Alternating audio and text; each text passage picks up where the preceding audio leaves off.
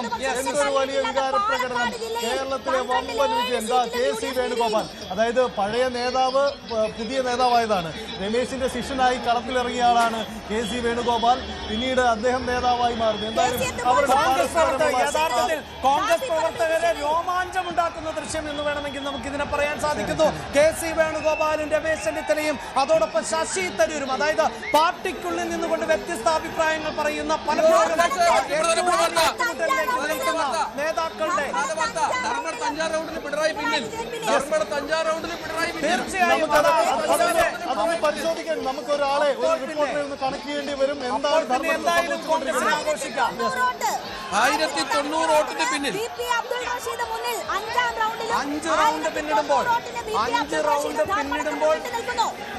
മേൽക്കൈ, അതായത് ലീഡിൽ ചെറിയ വ്യത്യാസമുണ്ട് എങ്കിൽ പോലും 5 റൗണ്ടുകൾ പിന്നിടുമ്പോൾ ഇപ്പോഴും പിണറായി വിജയന് മറികടക്കാൻ സാധിക്കുന്നില്ല അബ്ദുൾ റഷീദിനെ എന്നതാണ് ഇപ്പോഴും കൗതുകകരമാകുന്നത്. ഒരുപക്ഷെ UDFന്റെ ആഘോഷം അലയടിക്കുമ്പോൾ അവിടെ ധർമ്മടത്ത് പിണറായിയുടെ അനുഭാവികൾക്ക് രമേശ് ചെന്നിത്തല, കെ.സി. വേണുഗോപാൽ, വി.ഡി. സതീശൻ, ശശി തരൂർ എല്ലാവരും KPCC ആസ്ഥാനത്ത്.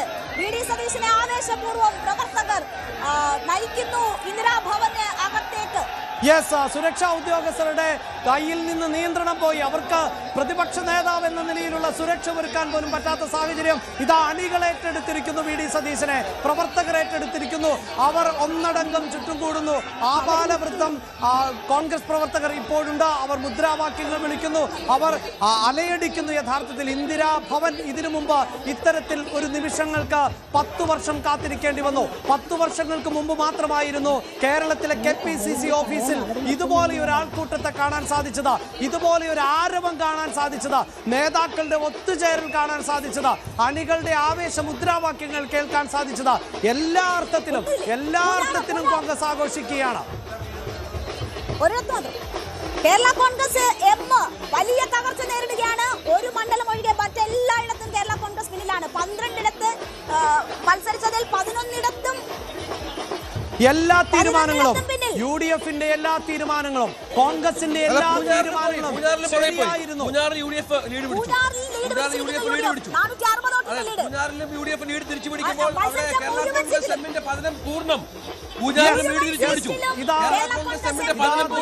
നമുക്ക് കാണാം. അത്രമേൽ വലിയ ആൾക്കൂട്ടത്തെയാണ് നമുക്ക് ദൃശ്യങ്ങളിൽ കാണാൻ സാധിക്കുന്നത്. അങ്ങനെ ആഘോഷ തിമിർപ്പിലാണ് കഴിഞ്ഞ ഏതാനും മാസങ്ങളായി എടുത്ത തയ്യാറെടുപ്പ്.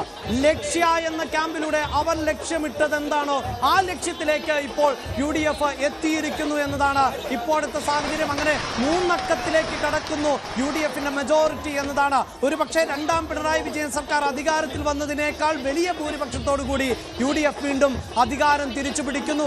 ആ ആവേശത്തിന്റെ കാഴ്ചയാണ് നമുക്ക് KPCC ആസ്ഥാനത്ത് നിന്ന് കാണാൻ സാധിക്കുന്നത്. പ്രവചിച്ച 100-ലധികം സീറ്റ് എന്നതിലേക്ക് UDF എത്തുകയാണ്. 96 സീറ്റിൽ UDF മുന്നിട്ട് നിൽക്കുന്നു. അവിടെ പ്രവർത്തകർ ഉയർത്തിപ്പിടിച്ചിരിക്കുന്ന ഫ്ലക്സ്, അവരുടെ പ്ലക്കാർഡുകൾ നോക്കൂ രേണു. ബൈ ബൈ പിണറായി എന്നാണ്. അതായത് പിണറായിക്കാണ് വിട പറയുന്നത്. അവർ LDFനല്ല, CPMനല്ല. ഇതാണ് നമ്മൾ സൂചിപ്പിച്ചത്. കേരളം ഒന്നാകെ പിണറായി വിജയന്റെ മാത്രം ഫ്ലക്സുകൾ വെച്ചുകൊണ്ട് പിണറായി എന്ന ഒരേ ഒരു നേതാവിനെ മാത്രം ഉയർത്തി കാണിച്ചുകൊണ്ട് LDF അല്ലാതെ മറ്റാരുണ്ട് എന്ന് ചോദിച്ച അതേ CPMന് മറുപടി നൽകുന്നു. LDF അല്ലാതെ മറ്റാരുണ്ട് എന്ന ചോദ്യത്തിന് ഞങ്ങളുണ്ട് എന്ന് കോൺഗ്രസ് മറുപടി പറയുന്നു. ഏറ്റവും കൗതുകകരമായ കാഴ്ചകൾ KPCC ആസ്ഥാനത്ത് നമ്മൾ കാണുകയാണ്. രമേശ് KCയെ കെട്ടിപ്പിടിക്കുന്ന വി.ഡി. സതീശൻ, കെട്ടിപ്പിടിച്ച് ഉമ്മ കൊടുക്കുന്ന നേതാക്കൾ, KCയെ പുണരുന്ന വി.ഡി. സതീശൻ, രമേശ് ചെന്നിത്തലയെ പുണരുന്ന വി.ഡി. സതീശൻ. അങ്ങനെ യോജിപ്പിന്റെ പിണറായി വിജയനെതിരെ ഈ തരത്തിലാണല്ലോ മുദ്രാവാക്യം വന്നത്. അതപ്പോ എല്ലാ അർത്ഥത്തിലുമുള്ള മറുപടി കൊടുക്കാൻ കഴിഞ്ഞു എന്നതാണ് ഒരു മുന്നണിയുടെ ഏറ്റവും വലിയ രാഷ്ട്രീയ വിജയമായി കൂടി ഈ തെരഞ്ഞെടുപ്പ് മാറാൻ സാധിച്ചത്. അതാണ് ഈ ചിത്രം. അതായത് ക്യാപ്റ്റന്റെ സ്വന്തം മണ്ഡലത്തിൽ ധർമ്മടത്ത് 5-ാം റൗണ്ട് എണ്ണുമ്പോഴും ക്യാപ്റ്റനെ പിന്നിലാക്കി സംസ്ഥാനത്തെ മന്ത്രിമാർ. നമ്മളത് വളരെ ഇതിനു മുമ്പ് പലതവണയായി ന്യൂസ് 18 പങ്കുവച്ചതാണ്. 2021 മത്സരിച്ച മന്ത്രിമാരിൽ ഒരാൾ മാത്രമാണ് പരാജയപ്പെട്ടത് എങ്കിൽ ഇപ്പോൾ ഇതാ 14 മന്ത്രിമാർ പിന്നിട്ട് നിൽക്കുന്നു. മന്ത്രിമാർ ഒന്നടങ്കം തോൽവി ഏറ്റുവാങ്ങുന്നു. രണ്ടാമത്തെ വിഷയം നോക്കൂ. പിണറായി വിജയൻ എന്ന ക്യാപ്റ്റൻ മുന്നോട്ട് വെച്ച എല്ലാ പൊളിറ്റിക്കൽ സ്ട്രാറ്റജികളും പൊളിഞ്ഞടുങ്ങുന്നു എന്നതാണ് ഈ ചിത്രം. അതായത് എല്ലാ തരത്തിലുമുള്ള തെരഞ്ഞെടുപ്പ് ആധിപത്യം UDF ഇതിലുണ്ടാവുന്നു, അത് തെരഞ്ഞെടുപ്പ് നയിച്ചവർക്കുണ്ടാവുന്നു എന്ന സാഹചര്യമാണ്.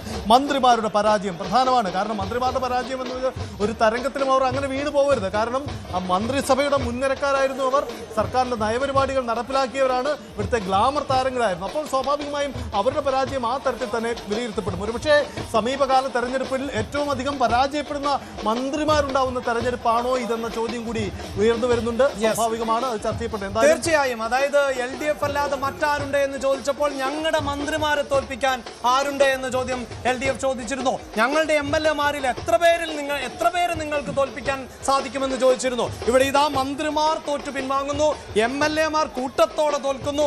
അങ്ങനെ LDF ഒന്നടങ്കം പരാജയപ്പെടുന്നു.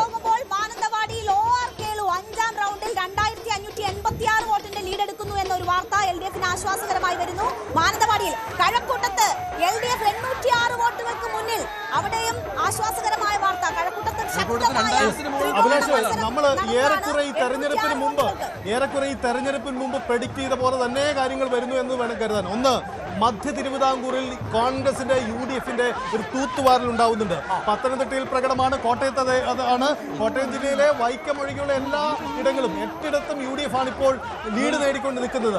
ഇതേസമയം എറണാകുളം അതാണ്, ഇടുക്കിയും തൂത്തുവായിരുന്നു. ഈ തരത്തിൽ മധ്യകേരളത്തിന്റെ ഒരു പൂർണ്ണ ചിത്രമുണ്ട്. മലബാറിലേക്ക് പോകുമ്പോൾ പ്രതിഫലനം ഉണ്ടായത് ന്യൂനപക്ഷ കൺസോൾട്ടേഷൻ ആവാം. ഒരുപക്ഷെ അത് വളരെ പ്രധാനപ്പെട്ട വോട്ടുകൾക്ക് ലീഡ് ചെയ്യുന്നു. കൊട്ടാരക്കരയിൽ KN ബാലഗോപാൽ. എന്തായാലും അത് LDF-ന് ഇപ്പോൾ ഒരു ആശ്വാസം നൽകുന്നു. നേരത്തെ ആരായിരിക്കും പ്രതിപക്ഷത്തിരിക്കാനെന്ന് രഞ്ജിത്ത് ചോദിച്ചപ്പോൾ അതിനൊരു മറുപടി വേണമായിരുന്നു. കൊട്ടാരക്കരയിൽ ഐഷ പോറ്റി ഇപ്പോൾ പിന്നിൽ പോവുകയും അങ്ങനെ KN ബാലഗോപാൽ മുന്നിലേക്ക് എത്തുകയും ചെയ്യുന്നുണ്ട്. ഒരുപക്ഷെ വിജയിച്ചാൽ KN ബാലഗോപാലിന് പ്രതിപക്ഷ നേതാവാകാൻ സാധിച്ചേക്കും. അതുകൊണ്ട് തന്നെ ആ വിജയം, അങ്ങനെ ഒരു മുന്നേറ്റം ഈ ഘട്ടത്തിലെങ്കിലും ആശ്വാസമാകുന്നുണ്ടാകാം. ചാണ്ടി ഉമ്മൻ ഇതാ 25,000 കടന്നു. ചാണ്ടി ഉമ്മൻ പുതുപ്പള്ളിയിലെ മേൽക്കൈ ലീഡ് 25,000 പിന്നിട്ടിരിക്കുന്നു. മട്ടന്നൂരിൽ VK സനോജ് ഭൂരിപക്ഷം കുറയുന്നു, വെറും 309. കഴിഞ്ഞ തവണ KK ശൈലജ സംസ്ഥാനത്തെ റെക്കോർഡ് ഭൂരിപക്ഷം നേടി വിജയിച്ച മട്ടന്നൂരിലാണ് VK സനോജിനെ പോലെ ഒരു സ്ഥാനാർത്ഥി 309 വോട്ടിന് മാത്രം ലീഡ് ചെയ്യുന്ന സാഹചര്യം. മട്ടന്നൂരിലെ തോൽവി അല്ലെങ്കിൽ മട്ടന്നൂരിലെ പിന്നോട്ട് പോക്ക, തോൽവി എന്ന് സാങ്കേതികമായി പറയാനാവില്ല, എങ്കിൽ പോലും ഒരു ഘട്ടത്തിൽ 500 വോട്ടിൽ താഴെ മാത്രം ഭൂരിപക്ഷം എന്ന് പറയുമ്പോൾ കഴിഞ്ഞ തവണ റെക്കോർഡ് ഭൂരിപക്ഷം, അതായത് സംസ്ഥാനത്ത് ഏറ്റവും ഉയർന്ന ഭൂരിപക്ഷം നേടിയത് KK ശൈലജ മട്ടന്നൂരിൽ നിന്നായിരുന്നു. അവിടെ നിന്നാണ് ശൈലജയെ മണ്ഡലം മാറ്റി മത്സരിപ്പിച്ച് മറ്റൊരു സ്ഥാനാർത്ഥിയെ രംഗത്തിറക്കിയത്. എങ്കിൽ ഇപ്പോഴത്തെ മന്ത്രി വീണ ജോർജ്, KK ശൈലജയ്ക്ക് ശേഷം പിന്നീട് ആരോഗ്യവകുപ്പ് കൈകാര്യം ചെയ്ത വീണ ജോർജ് വലിയ തിരിച്ചടി നേരിട്ടുകൊണ്ടിരിക്കുകയാണ്. അവിടെ അഭിമർക്കി പ്രതീക്ഷിച്ചതിനേക്കാൾ വലിയ മുന്നേറ്റം ആണ് ഇപ്പോൾ നടത്തിക്കൊണ്ടിരിക്കുന്നത്. അതാണ് സാഹചര്യം. എന്തായാലും സംസ്ഥാനത്ത് UDF തരംഗം വലിയ രീതിയിൽ വമ്പൻ മരങ്ങൾ പോലും കടമുഴകുന്നു. ഇടതു കേന്ദ്രങ്ങളിൽ നിന്ന് പ്രതിപക്ഷ നേതൃസ്ഥാനത്തേക്ക് ഏത് നേതാവിനെ പരിഗണിക്കണമെന്നതിൽ പോലും ഉറപ്പ് പറയാൻ കഴിയാത്ത സാഹചര്യം ഉണ്ടാകുമോ? KN ബാലഗോപാലിന്റെ വിജയം, ഒരു UDF തരംഗം ഉണ്ടായാൽ പോലും വളരെ പെട്ടെന്ന് നടക്കും. ഇതായിരുന്നു ഇടതുമുന്നണിയുടെ പ്രതീക്ഷ. പക്ഷേ അവിടെയും വെല്ലുവിളി ഉണ്ടാവുന്നു എന്നതാണ് സാഹചര്യം. ഒപ്പം ഈ രാജ്യത്തിന്റെ കളമശ്ശേരിയിലെ സാധ്യതകൾ ഇപ്പോഴും തുലാസിലാണ്. അങ്ങനെ വമ്പൻ തിരിച്ചടികൾ ഉണ്ടാവുന്നു.